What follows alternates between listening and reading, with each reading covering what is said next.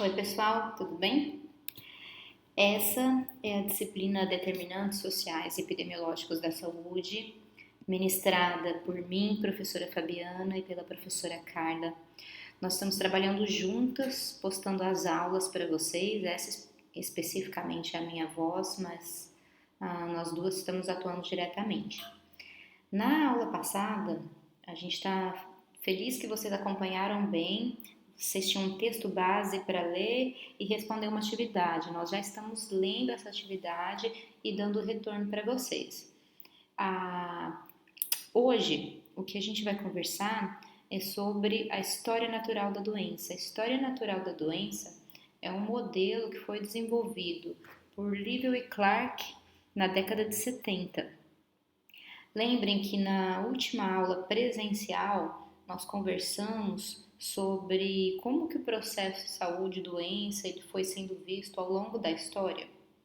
Então, quando chega o modelo da história natural da doença, o grande avanço que a gente tem é um modelo que explica esse processo como um processo dinâmico e que considera a história desde antes do indivíduo adoecer, durante o processo, a fase de adoecimento e após o adoecimento, que aí pode ter cura, pode ter óbito e pode ter a necessidade de uma reabilitação, né? Ou ficar com alguma consequência daquela doença, enfim. Então, o que seria a história natural da doença? A história natural da doença é tida como as inter-relações do agente, do suscetível e o meio ambiente, ele está o tempo todo interferindo nisso, que vai afetar o processo global e seu desenvolvimento, desde as primeiras forças que criam o estímulo do processo patológico no meio ambiente ou em qualquer outro lugar, passando pela resposta do homem ao estímulo, até as alterações que levam, como eu falei agorinha, ou a uma consequência, sequela daquela doença, recuperação ou morte. Esse aqui é o modelinho desenvolvido pelo Livell e Clark. Esse modelo ele foi desenvolvido em 1976 e aí essa figura ela é muito conhecida quando a gente fala quando a gente estuda saúde pública, é inclusive uma questão frequente de concursos, tá, na área de saúde. Aqui a gente vê o período pré-patológico, que é antes do indivíduo adoecer, e o período patológico, que é após o processo de adoecimento. Então, eu gosto de olhar para essa figura toda, sempre olhando primeiro essas duas partes, antes de adoecer, pré-patológico, depois que adoecer, patológico.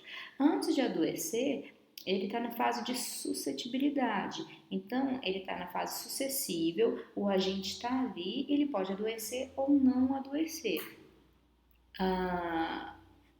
E no período patológico? No período patológico, a gente tem as fases pré-clínica, que são os primeiros sintomas, as primeiras alterações no organismo, a fase clínica, que é a fase de maiores, do ápice, né, do pico dos sintomas, do adoecimento, e a fase residual. A fase residual são os últimos sintomas. E o desfecho, que pode ser morte, invalidez, algo crônico que o indivíduo vai desenvolver, limiar clínico e recuperação.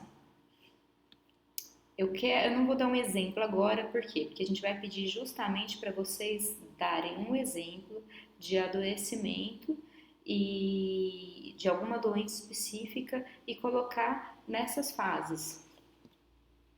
Vamos lá.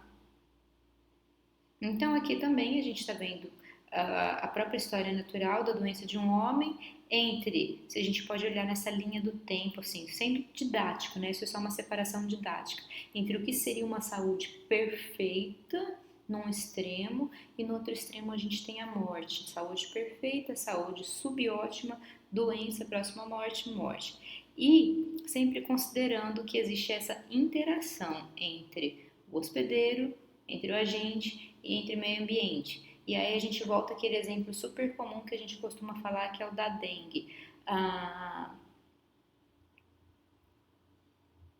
O ambiente ele pode favorecer, como por exemplo água parada,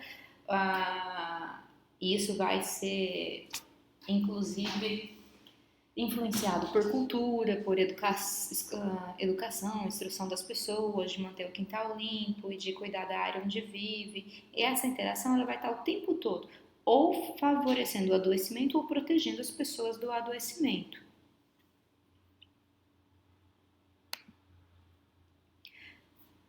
Eu vou pausar esse vídeo e vou continuar no próximo.